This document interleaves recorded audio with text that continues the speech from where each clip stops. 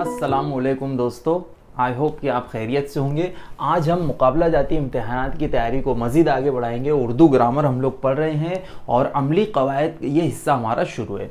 आज हम बहुत सारी चीज़ें पढ़ने वाले हैं। कम वक्त में ज़्यादा से ज़्यादा चीज़ें कवर करने की कोशिश करेंगे। फ़ोनीम या सौतिया किसे कहते हैं, सरफिया क्या है, लफ्ज़ किस तरह से बनता है, ट्रांसफॉर्मेशन ऑफ वर्ड्स क्या होता है, लफ्ज़ किन हालतों में किन कंडीशंस में बदलता है, अपनी शक्ल को कैसे बदलता है, वो सब कुछ सीखेंगे। इसके अलावा हुरूफ अज़ाफ़त, अलामत फ़ाइली और अलामत मफ़ूली क्या है वो समझेंगे और कुछ मशक़ी सवालात भी हम सॉल्व करेंगे। मैं एक स्पेशल लिंक आपके साथ शेयर करूंगा जहां पर जा करके आप और भी बहुत सारे क्वेश्चंस को सॉल्व कर सकते हो। तो चलिए बिना किसी देरी के मुकाबला जाती इम्तिहानात की तैयारी शुरू करते हैं। चाहे स्कॉलरशिप का इम्तिहान हो, टीईटी हो, टीचर्स एलिजिबिलिटी टेस्ट हो, कोई भी इम्तिहान हो जिसमें उर्दू ग्रामर पर क्वेश्चन पूछे जाते हैं उसकी हम यहाँ पर तैयारी करेंगे। सबसे पहले हम देखते हैं सौतिया किसे कहते हैं या सौती इकाई क्या होता है, फोनीम किसे कहते हैं। तो सबसे पहले आपको ये याद रखना है, जहां पर भी लफ्ज फोन आ जाए, PHONE फोन, तो इसका मतलब होता है आवाज। ठीक है, सौत, आपने सौती आलूदगी सुना होगा, साउंड पॉल्यूशन इसे कहते हैं। तो सौत या फोन का मतलब होता है आवाज, जिससे बहुत सारे अल्फाज बनते हैं। सौती आलूदगी है, फोन से बनता है फोनोलॉजी, टेलीफोन, माइक्रोफोन वगैरह वगैरह। तो फोन यानी आवाज़। तो जब भी ये लफ्ज़ आपके सामने आ जाए तो आपने ये याद रखना है कि आवाज़ से जुड़ी हुई कोई ना कोई बात है। ठीक है, अब सौतिया क्या है, यह सौती इकाई क्या है। तो देखिए लिसानियात में क्या होता है कि आवाज़ की छोटी से छोटी इकाई जो इम्तियाज मानी में मदद दे। तो देखिए आवाज़ की वो छोटी इकाई या यूनिट, छोटी सी वो आवाज जो आपको मानी में फर्क करने में मदद दे रही हो, उसे ही हम सौतिया कहते हैं या सौती इकाई कहते हैं। जैसे कुछ अल्फाज देखिए, बात, रात, सात, जात, मिलते जुलते लग रहे हैं, राइमिंग वर्ड्स है, लेकिन अगर हम गौर करें तो इसके जो शुरू में एक ब, ये जो आवाज है, या इसके शुरू में र, या इसके शुरू में सात के शुरू में स, जात इसके शुरू में ज, तो ब, र, स, ज, ये सौतिया हम इन्हें कहेंगे। क्यों? क्योंकि इनमें बहुत बारीक बारीक जो आवाज़ है वो डिफरेंस ऑफ मीनिंग या मानी के फ़र्क को समझने में यहाँ पर मदद दे रही है। या अगर हम अंग्रेज़ी की मिसाल लें तो bat, cat, rat, sat, mat, ये जो अल्फाज है तो इनमें बी, सी, आर, एम वगैरह वगैरह जो हर्फ है वो ही तो फोनीम कहलाएंगे, क्योंकि वो इम्तियाज मानी में या मानी के फ़र्क करने में मदद दे रहे हैं। आई होप कि यहाँ पर इसको समझने के लिए इतना काफ़ी है। इस पर जो सवाल पूछा जाता है वो सौतिया किसे कहते हैं, सबसे बेसिक क्वेश्चन पूछ लिया जाता है तो वहाँ पर हम कहेंगे आवाज़ की छोटी से छोटी इकाई जो इम्तियाज मानी में मदद देती है उसे हम सौतिया कहते हैं या सौती इकाई कहते हैं। इसे अंग्रेजी में क्या कहा जाता है, तो इसे अंग्रेजी में फोनीम कहते हैं, स्मॉलेस्ट यूनिट ऑफ साउंड कहते हैं। ठीक है, तो ये पहली चीज़ हो गई। नंबर 2, सरफिया क्या है, मॉर्फीम क्या है, मॉर्फोलॉजी। आई होप कि आपने शायद कभी सुना होगा। तो लफ्ज की छोटी से छोटी इकाई जो मानी से मुताल्लिक हो, लफ्ज की वो इकाई, छोटा टुकड़ा लफ्ज का अगर हम करें, लफ्ज के कुछ टुकड़े करें तो वो छोटे से छोटा टुकड़ा सरफिया या मॉर्फीम कहलाता है जो मानी से मुताल्लिक हो, यानी उसके मजीद टुकड़े नहीं किए जा सकते। अगर लिसानियत में हम देखें तो लफ्ज का अक्ल तरीन या बामानी इकाई या टुकड़ा जिसका इश्तिकाक ना हो सको, जिसका मजीद हम इश्तिकाक नहीं कर सकते हैं, मजीद उसके हम टुकड़े नहीं कर सकते हैं।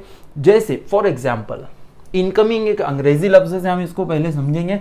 तो इसके कुछ टुकड़े अगर हम करें तो इन, कम और इन, राइट। या अगर हम उर्दू लफ्ज देखें तो मानी, तो ये माँ और नी, इन दो से टुकड़ों से मिलकर बन रहा है।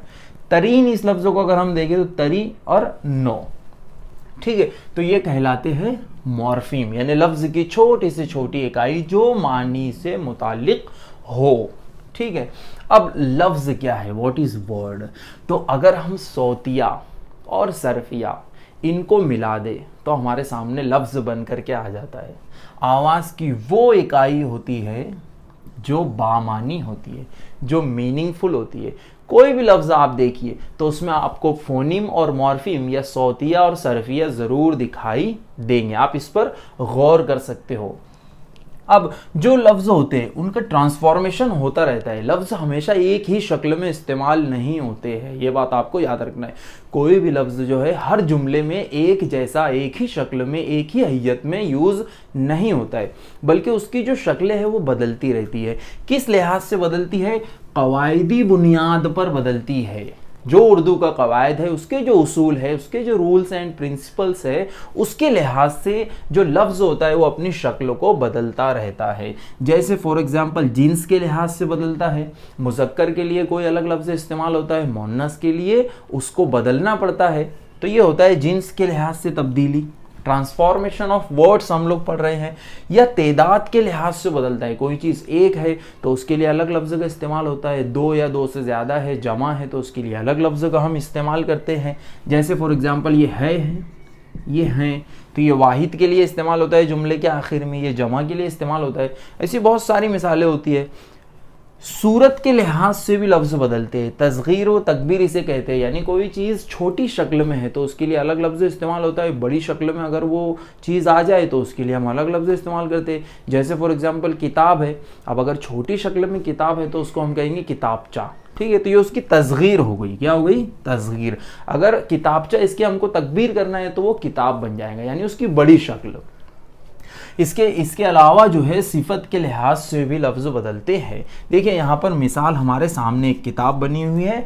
किताब ये असल सूरत है लफ्ज़ की, ठीक है, वाहिद की शक्ल में। अगर जमा हो जाए तो किताबें हो जाएगा, अगर तस्गीर इसकी हो जाए, यहाँ पर ये लिखा है देखिए, तो वो किताबचा बन जाता है। इसी तरह से जमील एक लफ्ज़ है, यानी ये मुज़क्कर है, लड़का है या आदमी है, ठीक है, अगर लड़की के लिए इस्तेमाल होता है तो जमीला हो गया, जमील से बदल कर क्या बन गया?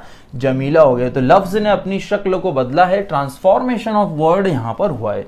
अगर वो सिफत की शक्ल में आ जाए तो जमाल या जमाला इस तरह से बन जाता है। जमालियाती आपने सुना होगा, जमालियाती हिस्स होता है इंसानों में, एस्थेटिक सेंस होता है, आपने ज़रूर ये जो अल्फाज है ये सुने होंगे। तो इस तरह से जो लफ्ज़ है वो बदलता है, ट्रांसफॉर्मेशन ऑफ वर्ड्स होता है, कवायद की बुनियाद पर होता है। अब लफ्ज़ तो अपनी शक्ल बदलते हैं, लेकिन इसके अलावा वो मानी अच्छी तरह से पहुंचाने के लिए और ताल्लुक़ बताने के लिए दूसरे अल्फाज पर भी डिपेंड होते हैं। एक लफ्ज़ बजाते खुद जो है पूरा पूरा मानी कन्वे नहीं कर सकता है। अगर मैं जुमले की बात करूं तो एक लफ्ज़ को मानी बताने के लिए दूसरे अल्फाज पर भी डिपेंड होना पड़ता है। यानी क्या पता चला हमें कि लफ्ज़ की असल हालत होती है, लेकिन किसी जुमले में वो बिल्कुल असल हालत में वैसे का वैसा इस्तेमाल नहीं किया जा सकता है, बल्कि उसको थोड़ा बदलना भी पड़ता है, उसमें रद्दो बदल दरकार होता है। इसके अलावा कुछ दूसरे अल्फाज की उसे ज़रूरत पेश आती है ताकि वो अच्छी तरह से अपना मानी या अपना मफहूम जो है वो बता सके। देखिए मिसाल के ज़रिए हम समझते हैं, ऊपर की लाइन में जितने अल्फाज लिखे हैं वो उनकी असल सूरत में या असल हालत में लिखे हैं। जैसे वालिद, साहब, मैं, शाम, बाग, घुमाना, ले जाना। अगर मैं इसको एक साथ बोलूँ, जुमला बनाने की कोशिश करूँ उनके असल हालत में, तो कोई मानी हमको जल्दी समझ में नहीं आता है। जैसे वालिद, साहब, मैं, शाम, बाग, घुमाना, ले जाना। लेकिन अगर मैं थोड़ा ट्रांसफॉर्मेशन कर दूँ, थोड़ी सी इनकी शक्ल बदल दूँ, कुछ नए अल्फाज का इजाफा इनमें कर दूँ, तो बामानी जुमला बन करके हमारे सामने आ जाता है। देखिए वालिद साहब मुझे, मैं का बन गया मुझे, शाम में हमने मैं का एडिशन किया, शाम में, बाग में घुमाने के लिए ले गए। घुमाना ये फेल था, वर्ब था, हमने घुमाने के लिए कर दिया उसको, ले जाना का हो गया ले गए। तो यहाँ पर लफ्ज़ ने अपनी शक्ल भी बदली है, कुछ छोटे छोटे नए अल्फाज का वहाँ पर इजाफा भी हुआ है, तो हमारे सामने एक बामानी जुमला बन करके आ गया है। जो बात यहाँ पर लिखी थी कि लफ्ज़ जो है अपनी शक्ल तो बदलते हैं, लेकिन उसके साथ साथ वो मतलब और ताल्लुक़ बताने के लिए कुछ दूसरे अल्फाज पर भी डिपेंड होते हैं। इन्हें हम हुरूफ रब्त कहते हैं। बहुत सारी चीज़ें इसमें होती है जिसको आगे हम तरतीब से पढ़ेंगे। 2-3 चीज़ें यहाँ पर पढ़ेंगे, कुछ चीज़ें नेक्स्ट वीडियो में भी इंशाअल्लाह कवर करेंगे। सबसे पहली चीज़ है हुरूफ अज़ाफ़त। हुरूफ अज़ाफ़त क्या है? तो ये 3 हुरूफ अज़ाफ़त हमारे सामने है, का, की, के। जैसे अगर हम जो है इनका इस्तेमाल करें, सफूरा की किताब। अब हुरूफ अज़ाफ़त जो होते हैं बच्चों, मेरे प्यारे दोस्तों, अगर आप देखो तो ये हुरूफ अज़ाफ़त जो होते हैं ये 2 इस्म को जोड़ने का काम करते हैं। एक इस्म या एक ज़मीर को जोड़ देते हैं, 2 ज़मीरों को जोड़ देते हैं। ये काम जो करते हैं हुरूफ अज़ाफ़त कहलाते हैं। सफूरा एक इसमें है, किताब एक इसमें है, उनको की इस लफ्ज ने जोड़ दिया है, तो ये बन गया सफूरा की किताब, सफूरा की पेन, सफूरा की पेंसिल, इस तरह से। मुबश्शिर का बस्ता या मुबश्शिर का बैग, मुबश्शिर का मोबाइल, मुबश्शिर का लैपटॉप वगैरह वगैरह। यहाँ पर हम दो इसमों को जोड़ रहे हैं का की मदद से, की मदद से या के की मदद से, के की मदद से। तो का की के ये हमारे हुरूफ इजाफत हो गए। बहुत आसान सवाल पूछा जा सकता है, एक जुमला दे दिया जाएगा, उसमें हमको हुरूफ इजाफत पहचानना होगा, तो वो होते हैं का की के, आप बहुत आसानी से उसको पहचान सकते हो। नेक्स्ट है अलामत फ़ाइली क्या है। अलामत यानी वो निशान, एक तरह से हम उसे बोल सकते हैं। फ़ाइली बना है फ़ाइल से। सबसे पहले यहाँ पर हम कुछ चीज़ समझ लेते हैं। एक होता है फ़ेल, फ़ाइल और मफ़ूल। ठीक है, फ़ेल यानी कि काम, कोई भी काम, खाना पीना, चलना बैठना वगैरह वगैरह, ये सब फ़ेल है। अंग्रेज़ी में इसे वर्ब कहते हैं। फ़ाइल क्या होता है बच्चों? फ़ाइल जो होता है काम करने वाला, यानी जो भी शख्स काम कर रहा है, खाने वाला, पढ़ाने वाला, चलने वाला, जो भी जो शख्स है जो काम कर रहा है, उसे हम कहते हैं फ़ाइल। और मफ़ूल होता है जिस चीज़ पर काम किया जा रहा है। जैसे अहमद ने आम खाया, तो आम को खाया गया। अहमद ने ख़त लिखा, ख़त को लिखा गया। तो ख़त है, आम है, या जो भी चीज़ जिस पर कुछ काम हो रहा है, तो उसको हम कहते हैं मफ़ूल। फ़ेल फ़ाइल मफ़ूल समझने के बाद हम वापस इधर आ जाते हैं। अलामत फ़ाइली क्या है? तो ये जो ने लफ्ज़ है, ने, यही अलामत फ़ाइली। लेकिन कुछ चीज़ें जो हमको समझना ज़रूरी है। जैसे जुमला अगर हमारे सामने दिया हुआ है, अगर वो माजी मुतलक में है, सिंपल पास्ट टेंस में अगर जुमला हमारे सामने है, अहमद आया, अहमद ने आम खाया, अहमद ने कार चलाई वगैरह वगैरह, इस तरह के जुमले, तो अगर वो माजी मुतलक में है और उसमें मफ़ऊल भी मौजूद है, जिस चीज़ पर काम किया गया है वो भी मौजूद है, और वो माजी मुतलक में है, उसमें मफ़ऊल भी मौजूद है, राइट। तो फ़ाइल के बाद लफ्ज़ ने का इस्तेमाल किया जाता है। देखिए मिसाल के ज़रिए समझ लीजिए, बहुत आसान चीज़ है, ज़्यादा कॉम्प्लिकेटेड ये है नहीं। जैसे कशफ ने खाना खाया, तो यहाँ पर जुमला अगर आप गौर से देखो तो माजी मुतलक का जुमला है। सबसे पहली चीज़ सिंपल पास्ट टेंस का जुमला है, और उसमें मफ़ऊल भी मौजूद है, खाना। कशफ ने खाया, क्या खाया? खाना। तो मफ़ऊल भी मौजूद है। तो इसलिए यहाँ पर अलामत फ़ाइली ने का इस्तेमाल किया गया है फ़ाइल के बाद में। फ़ाइल कौन है बताइए? वेरी गुड, फ़ाइल यहाँ पर कशफ है। कशफ ने चाय पी, इस तरह से हम बोल सकते हैं। तो यहाँ पर भी जो ने है वो अलामत फ़ाइली कहलाएगा। और बिल्कुल इसी तरह के जुमले में, यानी माजी मुतलक के जुमला हो, उसमें मफ़ऊल भी मौजूद हो, तो मफ़ऊल से पहले को का इस्तेमाल भी किया जा सकता है। जुमले की मुनासबत से होगा, वो कहीं पर होगा इस्तेमाल, कहीं पर नहीं होगा। लेकिन जहाँ पर को का हम इस्तेमाल करेंगे तो वो जो को है वो अलामत मफ़ऊली कहलाएगा। लेकिन कब मेरे प्यारे बच्चों? जब वो जुमला माजी मुतलक का हो, उसमें मफ़ऊल भी मौजूद हो, तो मफ़ऊल से पहले हम को का इस्तेमाल करेंगे और उससे हम अलामत मफ़ऊली कहेंगे। जैसे मिसाल के तौर पर इमरान ने अहमद को आवाज़ दी। अब इमरान ने तो यहाँ पर हमारा अलामत फ़ाइली हो गया। अहमद को आवाज़ दी, तो ये जो को है, तो ये को है अलामत मफ़ऊली। एक लफ्ज़ हमें याद रखना है, को अलामत मफ़ऊली है, ने अलामत फ़ाइली है। और जो जुमला है वो माजी मुतलक का होना चाहिए, उसमें मफ़ऊल भी मौजूद होना चाहिए। अब मश्क कर लेते हैं, 2-3 सवालात हल करेंगे। इसके अलावा भी अगर मज़ीद सवालात आप सॉल्व करना चाहते हो तो इस लिंक पर जाइए, यहाँ पर लिंक दिखाई दे रही है, इसके ज़रिए आप इस लिंक पर जा कर के बहुत सारे क्वेश्चंस को सॉल्व कर सकते हो। अपना ही वो टेलीग्राम चैनल है, उसके ऊपर बहुत सारे सवालात मैं डालता रहता हूँ, वहाँ जाइए और मज़ीद सवालात आप सॉल्व कर सकते हो। लेकिन पहले इन सवालात को देख लीजिए।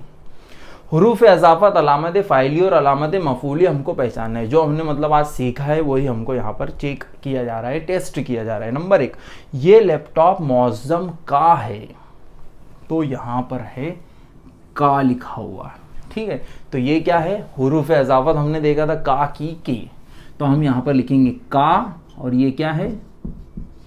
हुरूफ इज़ाफ़त, अज़ाफ़ी से बना है, एडिशन जो हो रहा है वो, राइट। हुरूफ इज़ाफ़त का। गुलाब के फूल महक रहे हैं, कितना अच्छा जुमला है। तो यहाँ पर जो के है, के, तो ये भी है हुरूफ इजाफत। तो ये सेम या डिक्टो मैंने कर दिया, लिख देता हूँ बल्कि मैं, ताकि आपको समझने में आसानी हो। हुरूफ इजाफत के, का की के, ये हुरूफ इजाफत होता है। और नेक्स्ट है रियाज ने परवेज को दावत दी। तो इसमें ये जो ने है ये आपका अलामत फ़ाइली है, परवेज को अलामत मफूली है। हमने कैसे इसको इतनी जल्दी पहचान लिया, क्योंकि ये जुमला माजी मुतलक का है, इसमें मफूल भी मौजूद है।